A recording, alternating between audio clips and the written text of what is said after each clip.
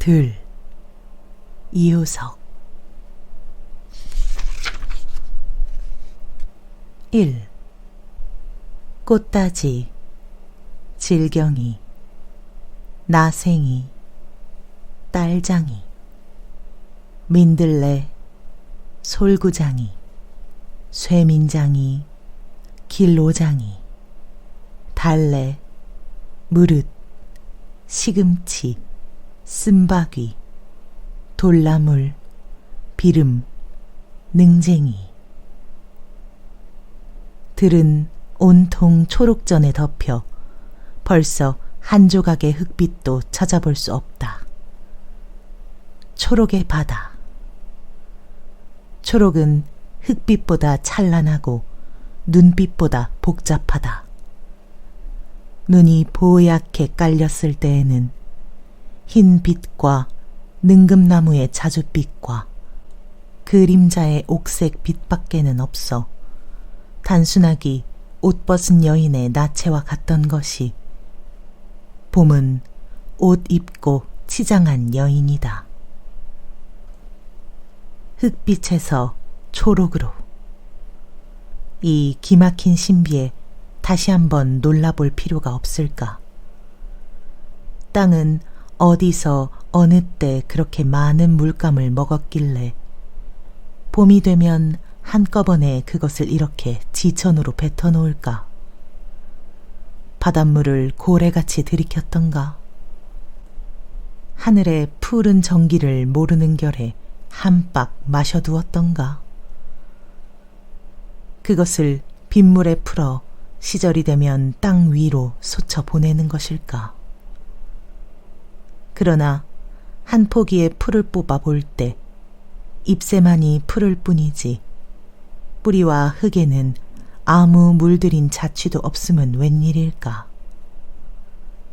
시험관 속 붉은 물에 약품을 넣으면 그것이 금시에 새파랗게 변하는 비밀, 그것과도 흡사하다. 이 우주의 비밀의 약품, 그것은 결국 알 바 없을까? 한 톨의 보리알이 열라트로 나는 이치는 가르치는 이 있어도 그 보리알에서 푸른 잎이 돋는 조화의 동기는 옳게 말하는 이 없는 듯하다. 사람의 지혜란 결국 신비의 테두리를 뱅뱅 돌 뿐이요. 조화의 속의 속은 언제까지나 열리지 않는 판도라의 상자일 듯 싶다. 초록 풀에 덮인 땅속의 뜻은 초록 옷을 입은 여자의 마음과도 같이 엿볼 수 없는 저 건너 세상이다. 얀들얀들 나부끼는 초목의 양자는 부드럽게 솟는 음악. 줄기는 굵고 잎은 연한 멜로디의 마디마디이다. 부피 있는 대궁은 나팔 소리요. 가는 가지는 검은고의 음률이라고도 할까. 알레그로가 지나고 안단테에 들어갔을 때의 감동. 그것이 봄의 걸음이다. 풀 위에 누워있으면 은근한 음악의 율동에 끌려 마음이 너볕너볕 나부낀다. 꽃다지, 질경이, 민들레. 가지가지 풋나무를 뜯어먹으면 몸이 초록으로 물들 것 같다. 물들어야 될 것 같다. 물들어야 옳을 것 같다.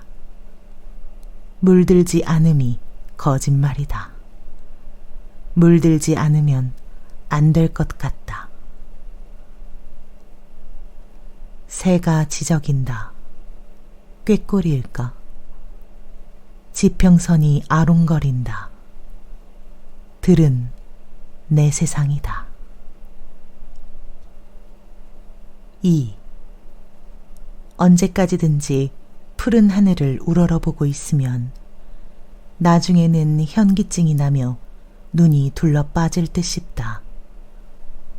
두 눈을 뽑아서 푸른 물에 채웠다가 라문의 병 속에 구슬같이 차진 놈을 다시 살 속에 박아 넣은 것과도 같이 눈망울이 차고 어리어리하고 푸른 듯하다. 살과는 동떨어진 유리알이다.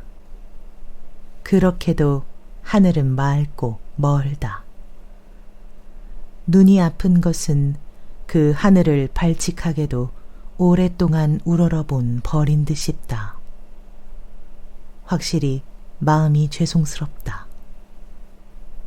반나절 동안 두려움 없이 하늘을 똑바로 치어다볼 수 있는 사람이란 세상에서도 가장 착한 사람이거나 그렇지 않으면 가장 용기 있는 악한이어야 할 것이다. 그렇게도 푸른 하늘은 거룩하다. 눈을 돌리면 눈물이 푹 쏟아진다. 벌판이 새파랗게 물들어 눈앞에 아물아물한다. 이런 때에는 웬일인지 구름 한 점도 없다. 곁에는 한 묶음의 꽃이 있다.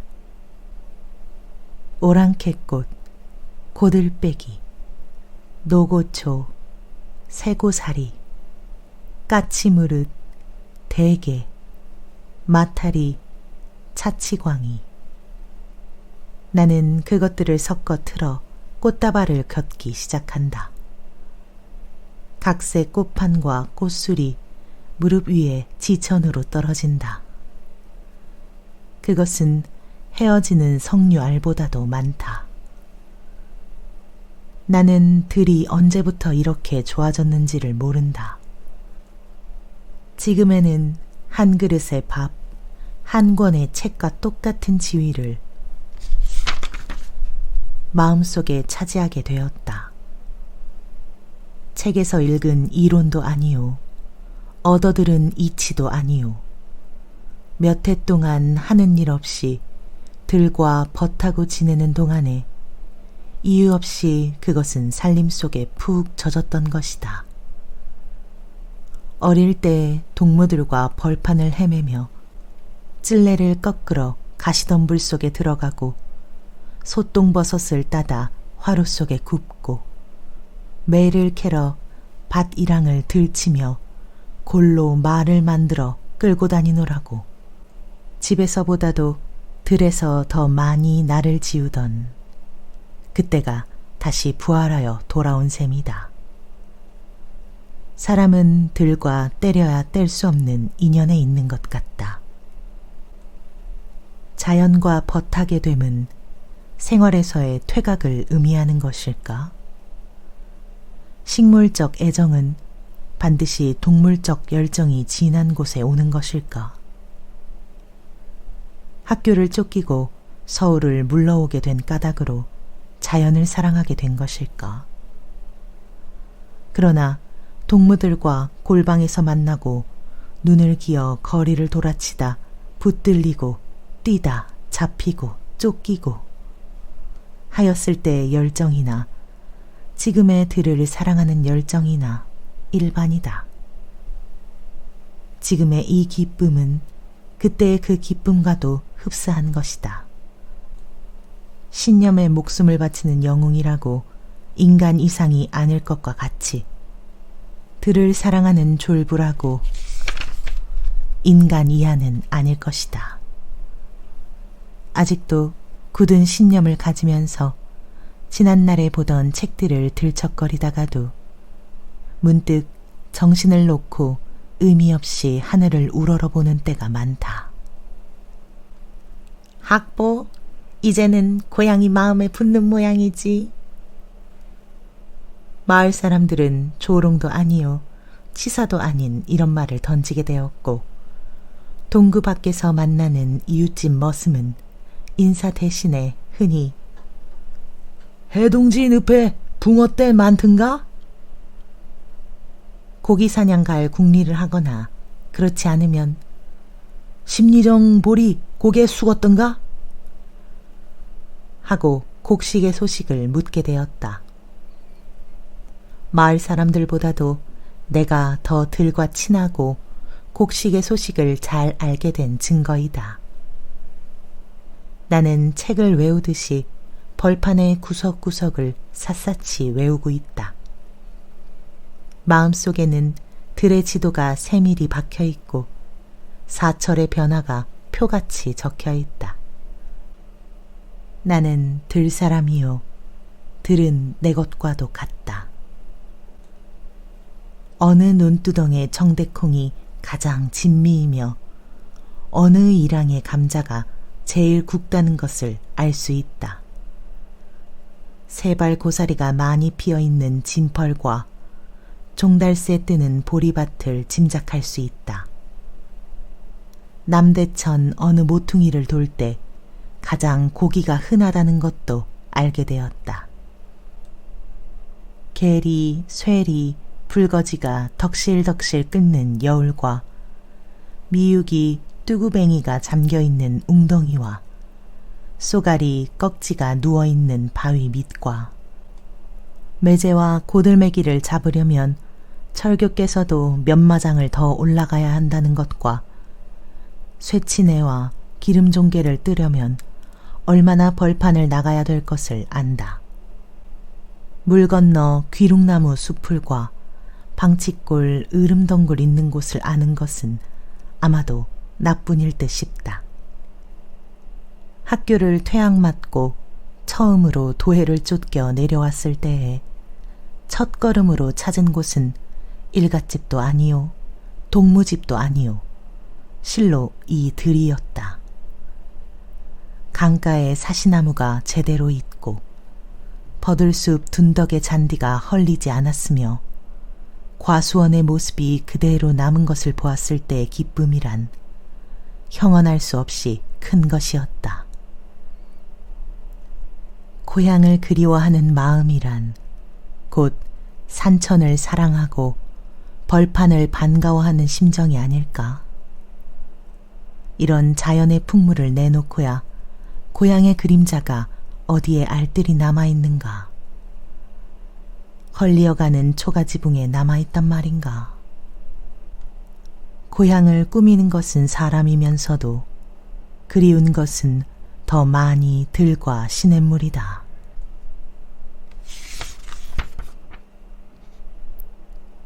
3. 시절은 만물을 허랑하게 만드는 듯하다. 짐승은 드러내놓고 모든 것을 들의 품속에 맡긴다. 억새풀 숲에서 새 둥우리를 발견한 것을 나는 알 수 없이 기쁘게 여겼다. 거룩한 것을, 아름다운 것을 찾은 느낌이다. 집과 가족들을 송두리째 안심하고 땅에 맡기는 마음씨가 거룩하다. 풀과 깃을 모아 두툼하게 결은 둥우리 안에는 아직 까지 않은 알이 너더달 들어있다. 아롱아롱 줄이 선 풋대추만큼씩한 새알. 막 뛰어나려는 생명을 침착하게 간직하고 있는 얇은 껍질. 금시에 딸깍 두 조각으로 깨뜨려질 못해 창조의 보금자리. 그 고요한 보금자리가 행여나 놀라고 어지럽혀질까를 두려워하여 둥우리 기슭에 손가락 하나 대기조차 주저대는 나는 다만 한참 동안이나 물끄러미 바라보고 섰다가 풀포기를 제대로 덮어놓고 감쪽같이 발을 옮겨 놓았다. 금시에 알이 쪼개어지며 생명이 돋아날 듯 싶다.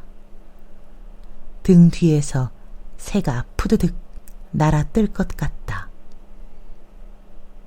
정막을 깨뜨리고 하늘과 들을 놀래며 푸드득 날았다. 생각에 마음이 즐겁다. 그렇게 늦게 까는 것이 무슨 새일까? 청새일까? 덤불지일까? 고요하게 뛰노는 기쁜 마음을 걷잡을 수 없어 목소리를 내서 노래라도 부를까 느끼며 둑 아래로 발을 옮겨 놓으려다 문득 주춤하고 서버렸다.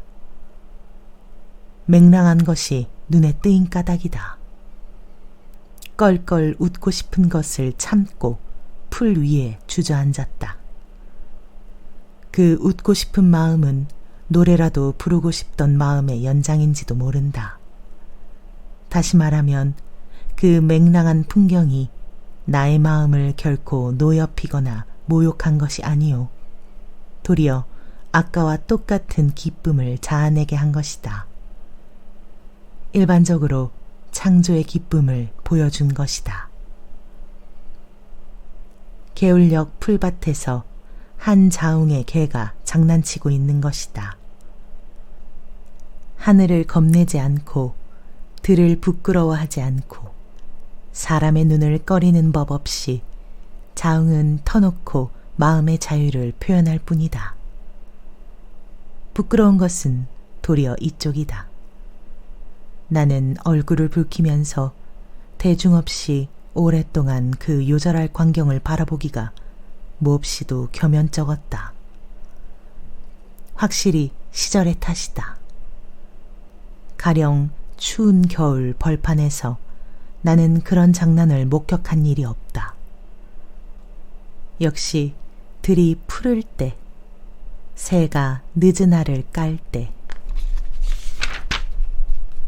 자웅도 농탕 치는 것이다. 나는 그 광경을 성내서는 비웃어서는 안 되었다. 보고 있는 동안에 어디서부터인지 자웅에게로 돌멩이가 날아들었다. 킬킬킬킬 웃음소리가 나며 두 번째 것이 날았다. 가재나 몸이 떨어지지 않는 자웅은 그제야 겁을 먹고 흘금흘금 눈을 굴리며 어색한 걸음으로 주체스러운 두 몸을 비틀거렸다. 나는 나 이외에 그 광경을 그때까지 은근히 바라보고 있던 또 한 사람이 부근에 숨어 있음을 비로소 알고 더 한층 부끄러운 생각이 와락 나며 숨도 크게 못 쉬고 인기척을 죽이고 잠자코만 있을 수밖에는 없었다. 세 번째 돌멩이가 날리더니 이윽고 호담스러운 웃음소리가 왈칵 터지며 아래편 숲속에서 사람의 그림자가 덥석 뛰어나왔다.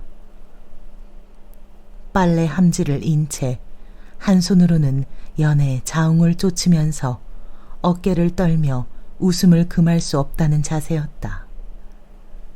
그 돌연한 인물에 나는 놀랐다. 한편 엉겼던 마음이 풀리기도 하였다. 옥분이었다. 빨래를 하고 나자 그 광경임에 마음속 은밀히 흠뻑 그것을 즐기고 난 뒤의 모양이었다. 그러나 나의 놀람보다도 옥분이가 문득 나를 보았을 때의 놀람, 그것은 몇 곱절 더 큰 것이었다.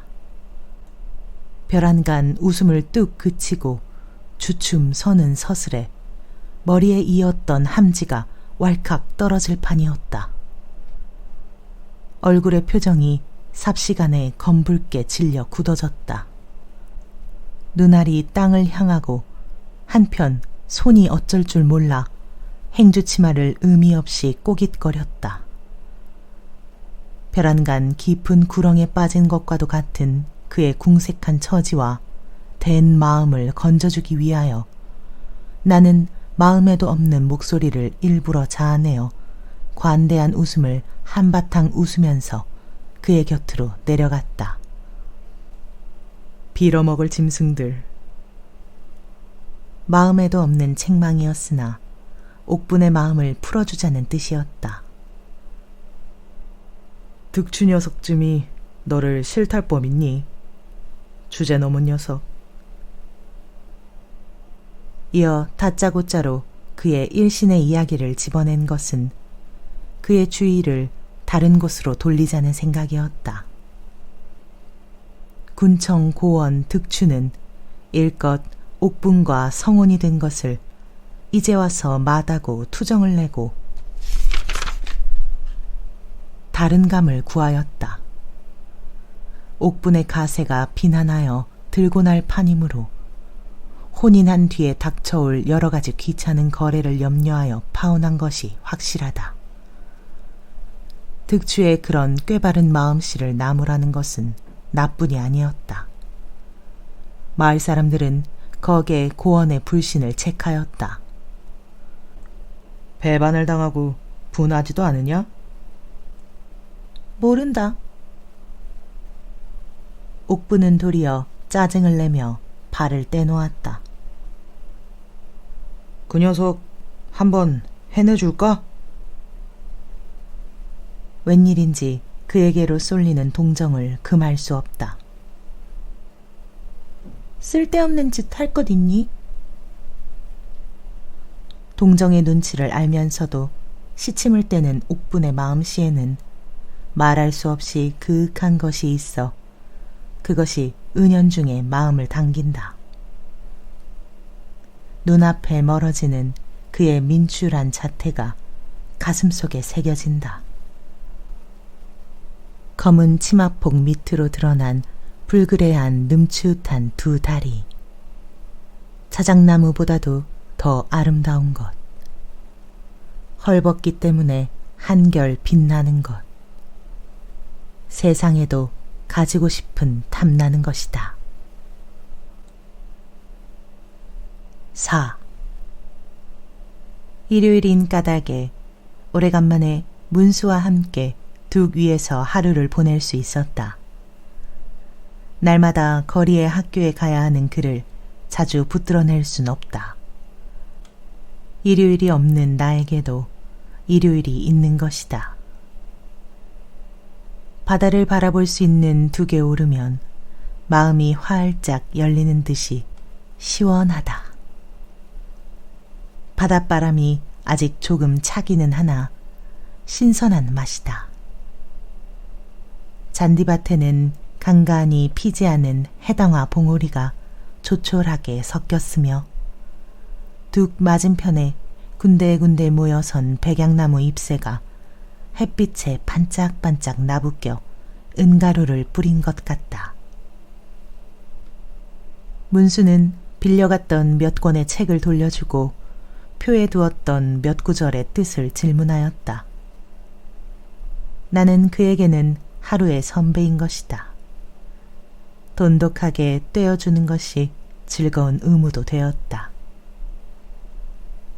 공부가 끝난 다음 책을 덮어두고 잡담에 들어갔을 때에 문수는 탄식하는 어조였다. 학교가 점점 틀려가는 모양이다. 구체적 신뢰를 가지가지 들고 나중에는 그 한 사람의 협착한 처지를 말하였다. 책 읽는 것까지 들켰네. 자네 책도 뺏길 뻔했어. 짐작되었다. 나와 사귀는 것이 불리하지 않은가? 자네 걸은 길대로 되어나가는 것이 뻔하지. 차라리 그 편이 시원하겠네. 너무 궁박한 현실 이야기만도 멋없어 두 사람은 무릎을 툭 털고 일어서 기분을 가다듬고 노래를 불렀다. 아는 말, 아는 곡조를 모조리 불렀다. 노래가 지나면 번갈아 서서 연설을 하였다. 눈앞에 수많은 대중을 가상하고 목소리를 다하여 부르짖어 본다. 바닷물이 수물거리나 어쩌나, 새들이 놀라서 떨어지나 어쩌나를 시험하려는 듯이도 높게 고함쳐 본다. 박수하는 사람은 수만의 대중 대신에 한 사람의 동무일 뿐이나 찌꺼리는 동안에 정신이 흥분되고 통쾌하여 간다. 훌륭한 공부 이외 단련이다. 협착한 땅 위에 그렇게 자유로운 벌판이 있음이 새삼스러운 놀람이다. 아무리 자유로운 말을 외쳐도 거기에서만은 중지를 당하는 법이 없으니까 말이다. 땅 위는 좁으면서도 넓은 샘인가. 둑은 속 풀리는 시원한 곳이며 문수와 보내는 하루는 언제든지 다시 없이 즐거운 날이다. 5. 철망 너머로 엿보이는 철늦은 딸기. 잎새 사이로 불긋불긋 돋아난 송이 굵은 양딸기. 지날 때마다 건강한 식욕을 참을 수 없다. 더구나 달빛에 젖은 딸기의 양자란 마치 크림을 끼얹은 것과도 같아서 한층 부드럽게 빛난다. 탐나는 열매에 눈독을 보내며 철망을 넘기에 나는 반드시 가책과 반성으로 모질게 마음을 매질하지는 않았으며 그럴 필요도 없었다. 그것이 누구의 과수원이든 간에 철망을 넘는 것은 차라리 들사람의 일종의 성격이 아닐까. 들사람은 또한 한편 그것을 용납하고 묵인하는 아량도 가지고 있는 것이다. 나는 몇 해 동안에 완전히 이 야취의 성격을 얻어버린 것 같다. 흐뭇한 송이를 정신없이 따서 입에 넣으면서도 철망 밖에서 다만 탐내고 보기만 할 때보다 한층 높은 감동을 느끼지 못하게 됨은 도리어 웬일일까? 입의 감동이 눈의 감동보다 떨어지는 탓일까? 생각만 할 때의 감동이 실상 당하였을 때의 감동보다 항용 더 나은 까닭일까? 나의 욕심을 만족시키기에는 불과 몇 송이의 딸기가 필요할 뿐이었다.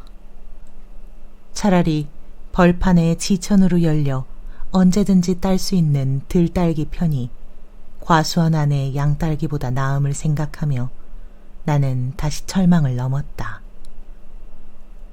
멍석딸기, 중딸기, 장딸기, 나무딸기, 감대딸기, 곰딸기, 닷딸기, 뱀딸기. 능금나무 그늘에 난데없는 사람의 그림자를 발견하자 황급히 뛰어넘다 철망에 걸려 나는 옷을 찢었다. 그러나 옷보다도 행여나 들키지나 않았나 하는 염려가 앞서 허둥지둥 풀숲을 뛰다가 또 공교롭게도 그가 옥분임을 알고 마음이 일시에 턱 놓였다. 그 역 딸기밭을 노리고 있던 터가 아닐까? 철망 기슭을 기웃거리며 능금나무 아래 몸을 간직하고 있지 않았던가? 언제인가 개천둑에서 기묘하게 만난 후 두 번째의 공교로운 만남임을 이상하게 여기고 있는 동안에 마음이 퍽이나 헐하게 놓여졌다. 가까이 가서 시룽시룽 말을 건 것도 그리 어색하지 않고 도리어 자연스러웠다. 그 역시 스스러워하지 않고 수월하게 말을 받고 대답하고 하였다. 전날의 기묘한 만남이 확실히 두 사람의 마음을 방긋이 열어놓은 것 같다. 딸기 따줄까? 무서워. 그의 떨리는 목소리가 왜 그리도 나의 마음을 끌었는지 모른다. 나는 떨리는 그의 팔을 붙들고 풀밭을 지나 버드나무 숲속으로 들어갔다. 그의 입술은 딸기보다도 더 붓다. 확실히 그는 딸기 이상의 유혹이었다. 무서워. 무섭긴 하고 달래기는 하였으나 기실 딸기를 훔치러 철망을 넘을 때와 똑같이 가슴이 후둑후둑 떨림을 어쩌는 수 없었다. 버드나무 잎새 사이로 달빛이 가늘게 새어들었다. 옥부는 굳이 거역하려고 하지 않았다. 양딸기 맛이 아니오 확실히 들딸기 맛이었다.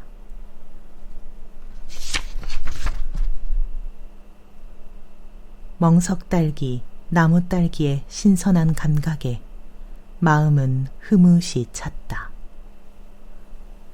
아무리 야취의 습관에 젖었기로 철망 너머 딸기를 딸 때와 일반으로 아무 가책도 반성도 없었던가. 벌판서 장난치던 한 자웅의 짐승과 일반이 아닌가. 그것이 바른가, 그래서 옳을까 하는 한 줄기의 고든 생각이 한결같이 뻗쳐오름을 억제할 수는 없었다. 결국 마지막 판단은 누가 옳게 내릴 수 있을까? 6. 며칠이 지나도 여전히 귀찮은 생각이 머릿속에 배행 돈다. 어수선한 마음을 활짝 씻어버릴 양으로 아침부터 그물을 들고 집을 나섰다. 그물을 후릴 곳을 찾으면서 남대천 물줄기를 따라 올라간 것이 시적시적 걷는 동안에 어느덧 철규께서도 근 10리를 올라가게 되었다. 아무 고기나 닥치는 대로 잡으려던 것이 그렇게 되고 보니 불현듯이 고들매기를 후려볼 욕심이 솟았다. 고기 사냥 중에서도 가장 운치 있고 흥 있는 고들매기 사냥에 나는 몇 번인지 성공한 일이 있어 그 호젓한 멋을 잘 안다. 그 중에서 많이 모여있을 듯이 보이는 그럴듯한 여울을 점쳐 첫 그물을 던져보기로 하였다. 산속에 오목하게 둘러싸인 개울. 물도 맑거니와 물소리도 맑다. 돌을 굴리는 여울 소리가 티끌 한 점 있을 리 없는 공기와 초목을 영롱하게 울린다. 물속에 노는 고기는 산신령이나 아닐까? 옷을 활짝 벗어붙이고 그물을 메고 물속에 뛰어들었다. 넉넉히 목욕을 할 시절임에도 워낙 산골물이라 뼈에 차다. 마음이 한꺼번에 씻겨졌다는 이보다도 도리어 얼어붙을 지경이다. 며칠 내로 내려오던 어수선한 생각이 확실히 덜해지고 날아갔다고 할까. 그러나 그러면서도 마지막 한 가지 생각이 아직도 철사같이 가늘게 꿰뚫고 흐름을 속일 수는 없었다. 사람의 사이란 그렇게 수월할까? 옥분과의 그날 밤 인연이 어처구니 없게 쉽사리 맺어진 것이 의심쩍은 것이었다.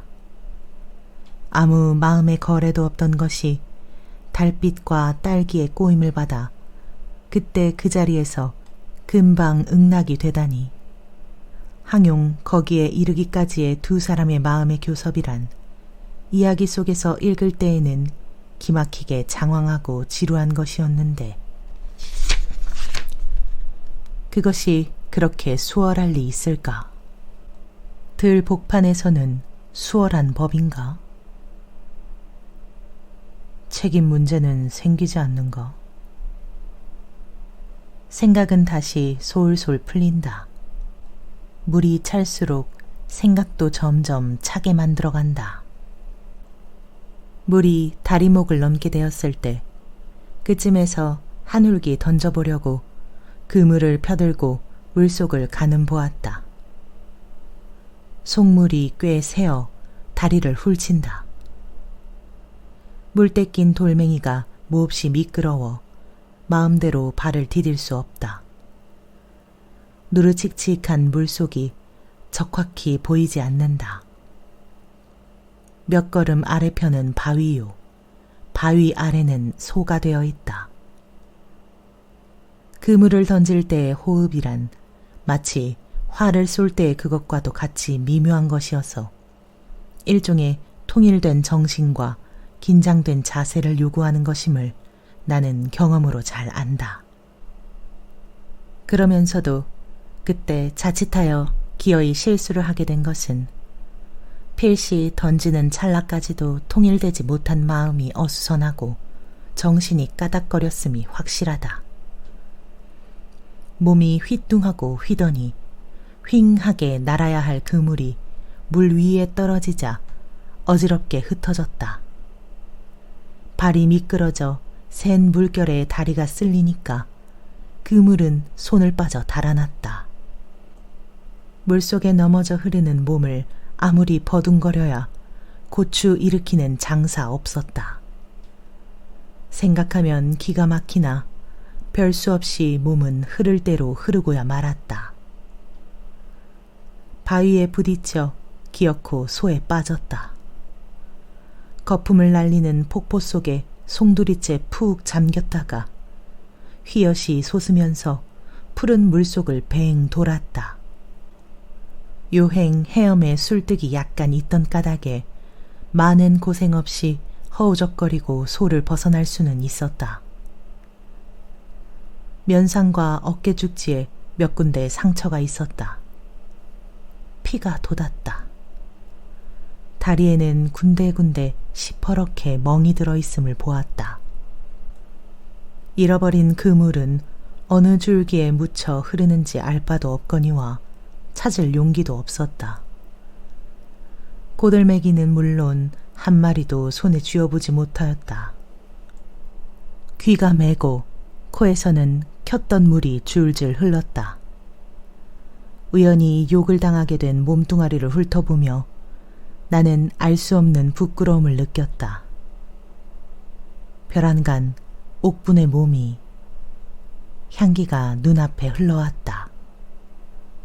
비밀을 가진 나의 몸이 다시 돌려 보이며 한동안 부끄러운 생각이 쉽게 꺼지지 않았다.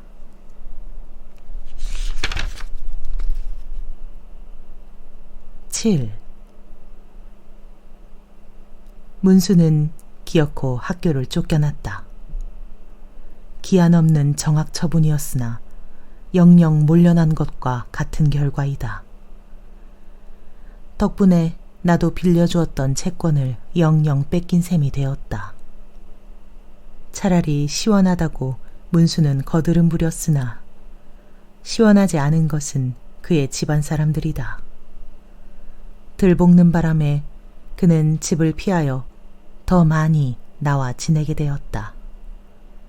원망의 물줄기는 나에게까지 튀어왔다.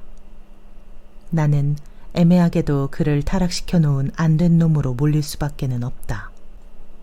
별 수 없이 나날을 들과 벗하게 되었다. 나는 좋은 들에 동물을 얻은 셈이다. 풀밭에 서면 경주를 하고 시냇가에 서면 납작한 돌을 집어 물 위에 수제비를 뜨기가 일수다. 돌을 힘껏 던져 그것이 물 위를 뛰어가는 뜀수를 세는 것이다. 하나, 둘, 셋, 넷, 다섯, 여섯, 일곱, 여덟이 최고 기록이다. 돌은 굴러갈수록 걸음이 좁아지고 빨라지다 나중에는 깜빡 물속에 꺼진다. 기차가 차차 멀어지고 작아지다 산모퉁이에서 깜빡 사라지는 것과도 같다. 재미있는 장난이다. 나는 몇 번이고 싫지 않게 돌을 집어 시험하는 것이었다.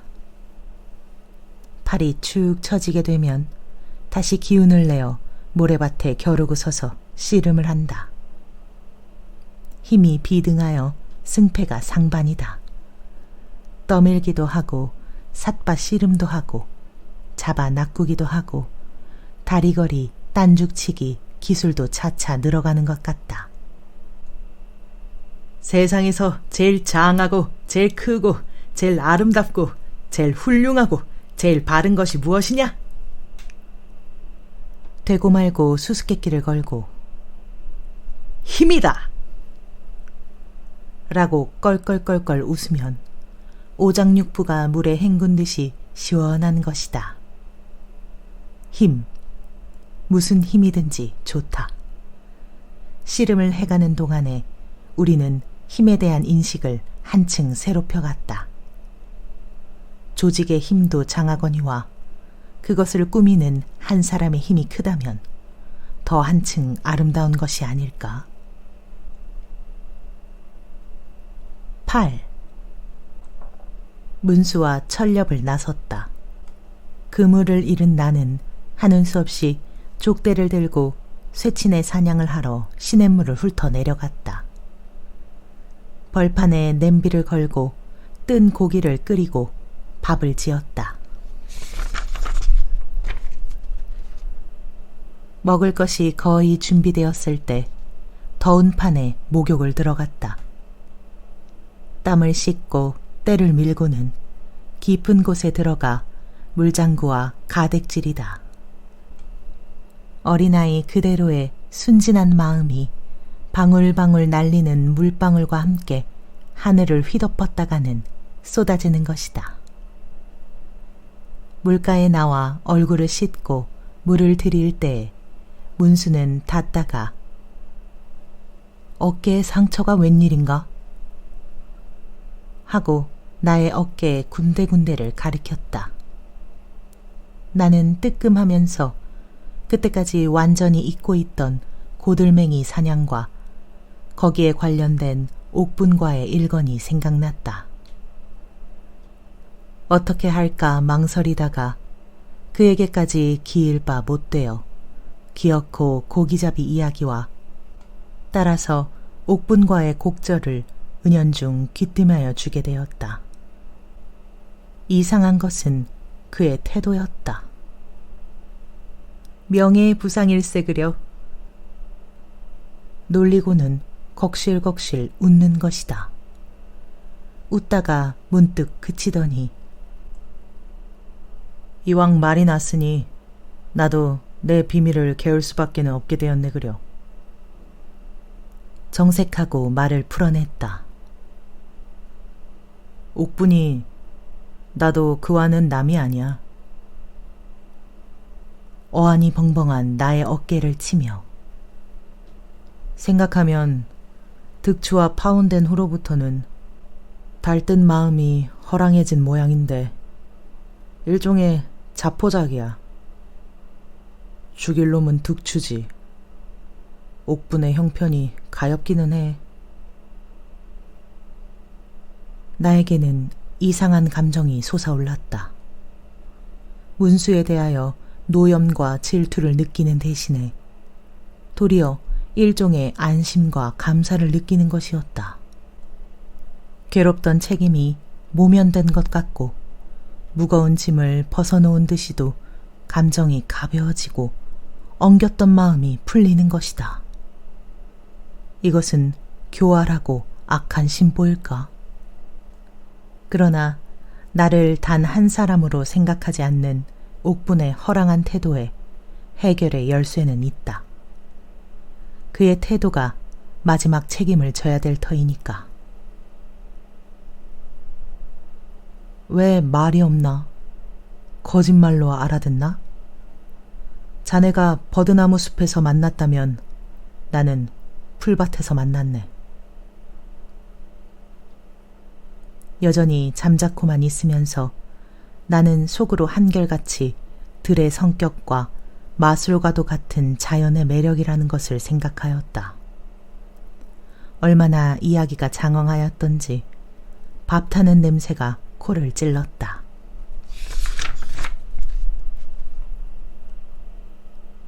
9. 무더운 날이 계속된다. 이런 때 마을은 더 한층 지내기 어렵고 역시 들이 한결 낮다. 낮은 낮으로 해두고 하룻밤을 온전히 들에서 보낸 적이 없다. 우리는 의논하고 하룻밤을 들에서 야영하기로 하였다. 들의 밤은 두려운 것일까? 이런 의문도 있었기 때문이다. 이왕 의가 통한 후이니 이후로는 옥분이도 데려다가 세 사람이 일단에 들의 아들이 되었으면 하는 문수의 의견이었으나 나는 그것을 일종의 악취미라고 배척하였다. 과거의 피차의 정의는 정의로 하여 두고 단체 생활에는 역시 두 사람이 적당하며 수요가 셋이면 어떤 경우에든지 반드시 기울고 불안정하다는 의견을 가지고 있기 때문이다. 그러나 그것도 결국 나의 야성이 철저치 못한 까닭이 아닐까. 어떻든 두 사람은 들복판에서 해를 넘기고 어둡기를 기다리고 밤을 맞이하였다. 불을 피우고 이야기하였다. 이야기가 장황하기 때문에 불이 마저 쓰러질 때에는 마을의 등불도 벌써 다 꺼지고 개 짖는 소리도 수습된 뒤였다. 별만이 깜빡거리고 바닷소리가 은은할 뿐이다. 어둠은 깊고 넓고 무한하다. 창조 이전의 혼돈의 세계는 이러하였을까? 무한의 정막, 지구의 자전 공전의 소리도 들리지 않는 것이다. 공포, 두려움이란 어디서 오는 감정일까? 어둠에서도 정막에서도 오지는 않는다. 우리는 일부러 두려운 이야기, 무서운 이야기로 마음을 떠보았으나 이럴듯한 새삼스러운 공포의 감정이라는 것은 솟지 않았다. 위에는 하늘이요, 아래는 풀이요. 주위에 어둠이 있을 뿐이지 모두가 결국 낮 동안의 계속이요, 연장이다. 몸에 소름이 돋는 법도 마음이 떨리는 법도 없다. 서로 눈만 말똥거리다가 피곤하여 어느 결엔지 잠이 들어버렸다. 단잠을 깨었을 때는 아침 해가 높은 후였다. 야영의 밤은 시원하였을 뿐이요, 공포의 새는 결국 잡지 못하였다.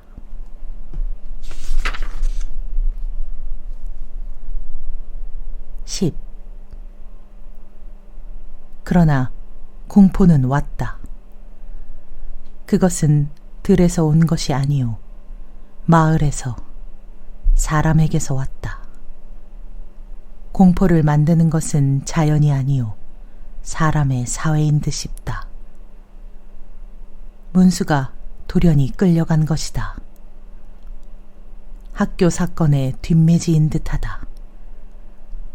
이어 나도 들어가게 되었다. 나 혼자에 대하여 혹은 문수와 관련되어 여러 가지 질문을 받았다. 사흘밤을 지우고 쉽게 나왔으나 문수는 소식이 없다. 오래일 것 같다. 여러 가지 재미있는 여름의 계획도 세웠으나 혼자서는 할 일 없다. 가졌던 동물을 잃었을 때의 고독이란 큰 것이다. 들에서 무료히 지내는 날이 많다. 심심파적으로 옥분을 데려올까도 생각되나 여러 가지로 거리끼고 주체스러운 일이다. 깨끗한 것이 좋을 것 같다. 별 수 없이 녀석이 하루라도 속히 나오기를 충심으로 바랄 뿐이다. 나오거든 풋콩을 실컷 구워 먹이고 기름 종개를 많이 떠먹이고 씨름해서 몸을 불려줄 작정이다. 들에는 도라지꽃이 피고 개나리꽃이 장하다. 진펄의 세발고사리도 어느덧 활짝 피었다. 해오라기가 가끔 조촐한 자태로 물가에 내린다. 시절이 무르노 같다.